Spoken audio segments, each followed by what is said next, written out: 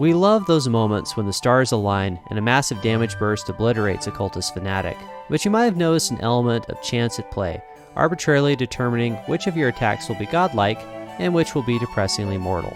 The mischievous little gnome responsible for this inconsistency is Ravenswatch's critical damage mechanic. The goal of this video is to help you snatch this little fellow from his whimsical dance upon the silicon behind your screen, decipher him, and ultimately bend him to your will. This will no doubt startle the little sprite, but it's absolutely necessary to obtain the largest damage numbers in the game, and as the aphorism goes, bigger number, better person. With a sense of moral duty driving us forward, let's dive into how critical damage works and how to do as much of it as possible.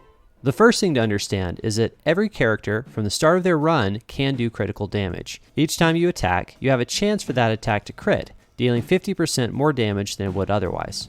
Now, if you've seen other videos of mine dealing with damage amplification, you might be tempted to confuse critical damage with extra damage from damage amp statuses, like vulnerable and marked. These effects actually work differently, but to explain, let's look at the Ravenswatch damage calculation equation. This equation is the holy grail of the Ravenswatch Discord, and whenever you do damage in the game, it follows the rules it outlines. It's pretty straightforward. Damage done equals A times B times C, where A is the base damage of your ability, modified by your hero level, B is the sum of all your bonuses, from items, talents, status effects, etc., and C is the critical factor, a multiplier that has a chance to be applied with every attack. If it is not applied, C will be 1. If it is applied, however, C will be 1.5, meaning you do 50% more damage than base. So there might be a few questions going through your mind right now. Here are two that stick out to me. 1. What is the chance that a given instance of damage will be critical? 2. Why does the equation say base is 1.5? Is it implying that critical damage can be increased above a 50% damage buff? Let's take an experimental approach to answering these questions, starting with the first. Here's a short clip where I basically walked out of the spawn as Scarlet, determined to hit enemies with just my base attack until I got bored. My base attack deals 15 damage, and we can tell that an attack critted because the damage will be higher than that, 22 due to rounding. I didn't experiment too long, but I did 125 attacks, and of these, 11 critted, which means a crit chance of about 8.8%.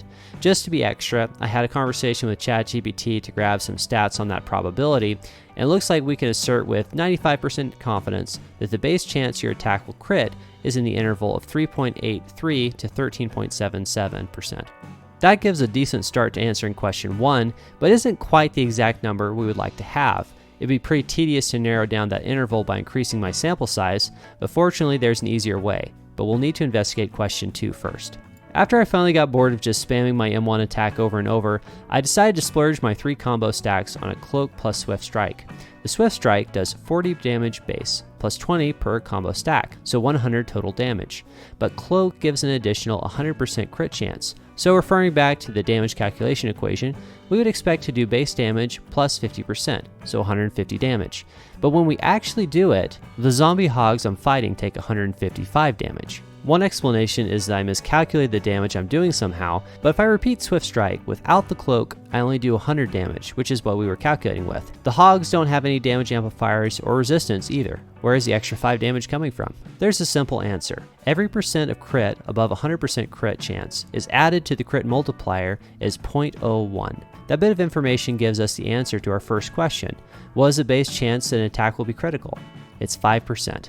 That's in the probability range we calculated before, and it's the amount of additional damage we did during the Cloaked Swift Strike. Here's another example, this time using the Shadow Strike's level 1 talent quest, which for each enemy hit by Scarlet's Swift Strike or attack during Cloak will increase your crit chance by 1%.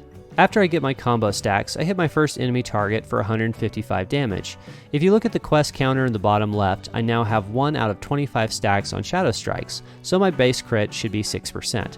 My next Shadow Strike hits 4 enemies who take 156, 157, 158, and 159 damage respectively.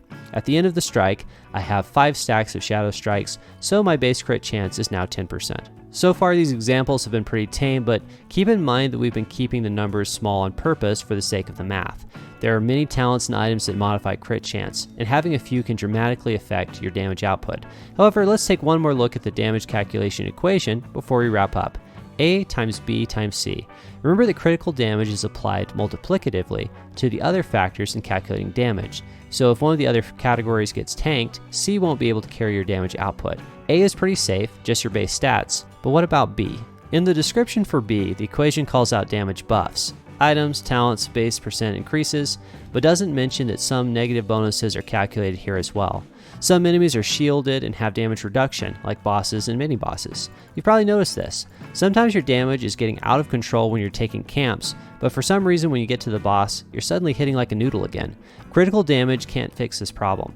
You either have to get damage amp talents that can break through armor, or stagger your enemy before doing big damage, like a common layman. Damage reduction is a pretty interesting topic in the game, and I'm working on a video to get more into its details, but for the purposes of understanding critical damage, just be aware that crit might not be as efficient at breaking through damage reduction as some other talents or item paths in Ravenswatch. That's all for this one. Febreze out.